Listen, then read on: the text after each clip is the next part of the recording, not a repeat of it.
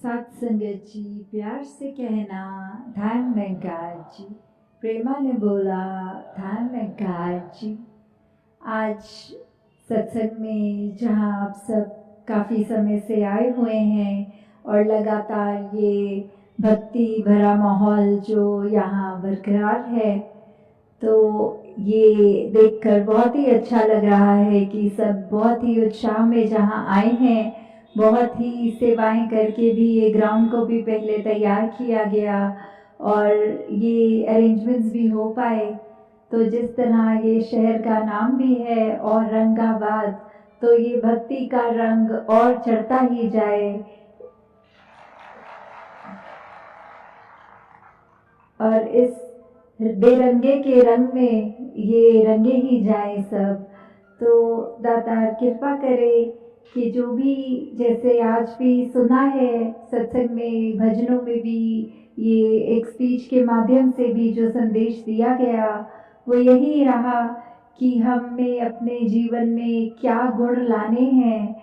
हमें प्यार से हर एक के साथ पेश आना है, मनों में नफरत नहीं रखनी। जिस तरह एक सूरजमुखी होता है, एक सनफ्लावर होता है, वो अपनी शक्ल हमेशा सूर्य के अनुसार मोड़ता रहता है। जिस तरफ सूरज होता है वो अपना चेहरा भी उसी तरफ कर लेता है। तो ऐसे ही हमें इस सत्य, इस परमपिता परमात्मा, इस मालिक, इस निरंकार की तरफ जो हर जगह है, ऐसा कोई भी ब्रह्मांड का स्थान नहीं जहाँ पे ये नहीं हो। तो कैसे इसी के रंग में रंगे हुए हमेशा ये संतमति वाले जो संत आज भी यहाँ आप सब उपस्थित हैं, ऐसे जिनकी सोच हो, जो इस संसार के लिए वरदान के लिए कार्य कर रहे हो, वरदान साबित हो रहे हों, तो ऐसे संतों के संग करने से हम वाकई ही उस असली रूप में सूरजमुखी बन पाएंगे, जो सिर्फ ये सत्य के तरफ ही अपना चेहरा हमेशा रखते हैं। कैसे ये जो भी एक सिखलाई मिलती रही है कि किस तरह हमें अपने दिल को विशाल करना है, हमने इस संसार में अमन, एकता, समदृष्टि वाली एक निगाह से हर एक को देखना है, किसी से नफरत नहीं करनी, किसी से ऊंच नीच की भावना नहीं रखनी, चाहे वो किसी भी जगह से आए हों, आर्थिक अवस्था कैसी भी हो, कल्चर कैसा भी हो, सब में एक ही नूर है इस परमात्मा का। ये आत्मा जो इस परमात्मा की अंश है, तो जब वो ही परमात्मा हर एक में है तो फिर ये नफरत के कारण ही खत्म हो गए हैं। सभी में परमात्मा है जो हमारे के अंदर भी है। तो हर एक में जब हमने मिला है हर एक को, तो वो निगाह से देखना है कि हम जिस तरह अपने आप से प्रेम करते हैं, ऐसे ही संसार के हर एक इंसान से करना है। जैसे एक प्यार की भी जहाँ बात होती है, तो ये प्यार हम सिर्फ बोलने से नहीं, इसको कर्म में ढालने से ही होगा। जैसे अगर हम चाय पीते हैं तो उसमें हम सिर्फ शक्कर का नाम ले लें और चम्मच घुमा दें तो हमारी चाय मीठी नहीं होगी।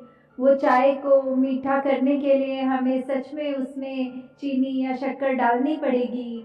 तो सिर्फ एक इस परमात्मा का नाम ले लिया वो ही काफ़ी नहीं है, इस परमात्मा को जानना भी है।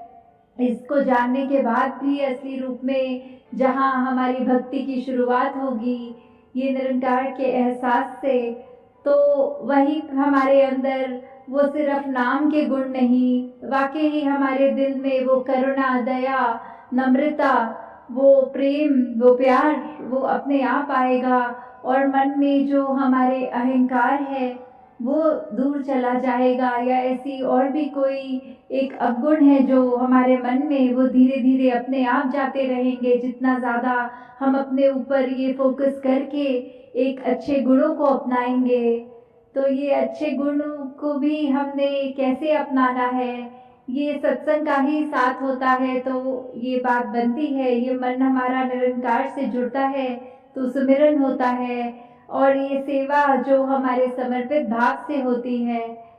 तो जिस प्रकार हम ये भी देख रहे हैं संसार में कि हम आए तो हैं इस मनुष्य का शरीर लेके, तो ये फिर भी क्यों कहा गया है कि तुम मनुष्य बनो, जबकि शरीर तो मनुष्य वाला है। तो वही बात कि ये जो मानवीय गुण हैं, ये जो अच्छी आदतें, अच्छी खूबियाँ, अच्छे गुण जो हमारे अंदर होने चाहिए बाय डिफ़ॉल्ट, क्योंकि हम ह्यूमन हैं, तो वो ह्यूमन वैल्यूज़ ही अगर नहीं, तो हम सही मायने में मानव ही नहीं हैं। तो इनको जितना ज़्यादा अपनाएं, क्योंकि अगर देखा जाए तो इंसान जो भी आविष्कार करता है, अगर हम आसमान में उड़ते हुए हवाई जहाज को देखेंगे, तो वो एरोप्लेन भी एक पक्षी से ही इंस्पायर्ड होता है, एक बर्ड से ही इंस्पायर्ड होता है। अगर हम घोड़े की तरफ देखें, तो जो हम अपनी रेसेस करते हैं, जो मैराथन्स करते हैं, ये सब हॉर्सेस से ही इंस्पायर्ड हैं। अगर हम अपने कपड़ों को, लिबास को देखें, तो जो कपड़ों पे प्रिंट होता है, अच्छी सीनरी होती है, फूल होते हैं, जो भी होता है, वो भी इस सीनिक चीज़, ये जो इस कादर की कुदरत है, उसी से ही इंस्पायर्ड है।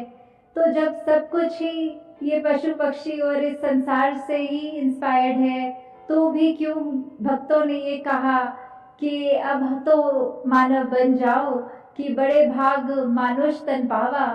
फिर तो कोई और जानवर का भी नाम ले सकते थे, क्योंकि वो ज़्यादा श्रेष्ठ है। हम उनसे इंस्पायर होके, उनसे प्रेरणा लेके अपने जीवन में सुख सुविधा के लिए कुछ ना कुछ आविष्कार कर रहे हैं। पर ये मानव बनने की बात, ये मानुष तन में आने के बाद वो अच्छे भाग्य की बात क्यों कही जा रही है? वो इसीलिए क्योंकि इस मानुष तन में ही एक पोटेंशियल है हमारे पास, जो परमात्मा हमारे अंदर है, उसको जाना जा सकता है। जो पूरे सृष्टि के इस कण कण में है, उसको जाना जा सकता है। तो वो जब तक परमात्मा की जानकारी नहीं होगी, हमें असली मायने में ये नहीं पता लगेगा कि हम कौन हैं, हमारी असली पहचान, और ट्रू आइडेंटिटी वो क्या है।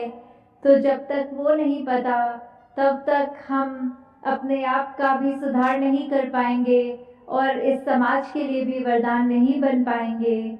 और अगर हम अपने मन में ये विश्लेषण करके देखें कि कैसे, अगर एक किसी चीज़ की, हम अगर कहीं सुबह उठना होता है जल्दी, तो एक अपना अलार्म लगा लेते हैं एक समय का, कि वो अलार्म बज रहा है, तो हमें ये एक तुरंत अब उठना है इसको, और हम डिले नहीं कर सकते इसको, और देरी, एक आलस नहीं कर सकते।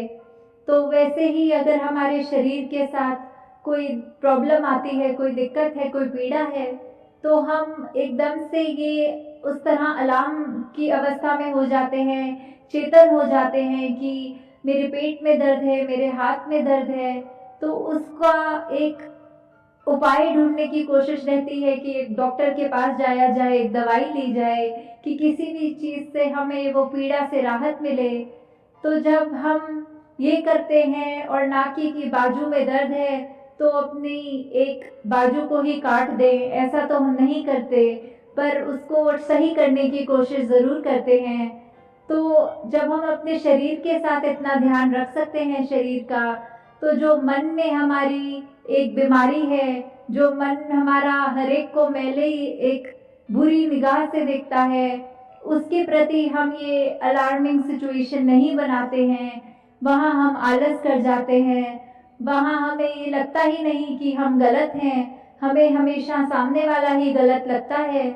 तो ऐसे अगर हमने अपनी सोच बनाई रखी, तो हमारा सुधार होने वाला नहीं है।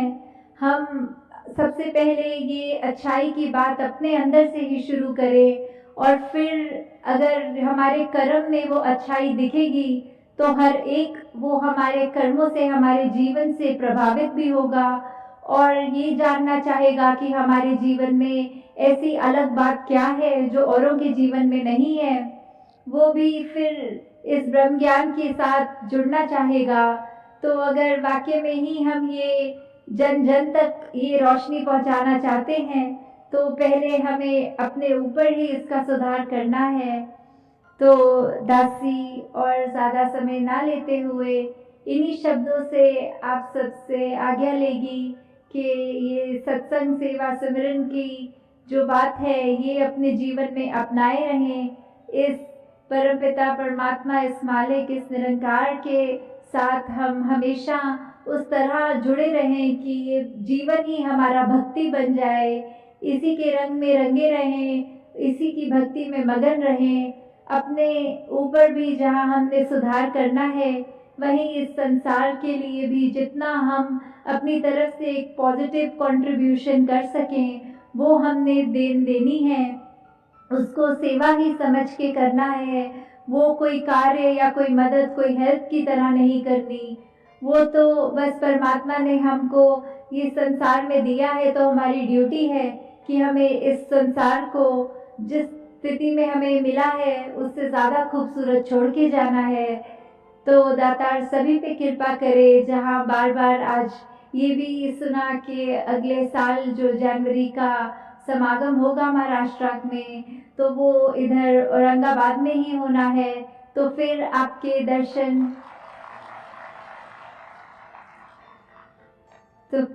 दर्शन करने का समय मिलेगा। तो अभी दासी इन्हीं शब्दों से आपसे आज्ञा लेगी। साथ संगत जी, धन निरंकार जी।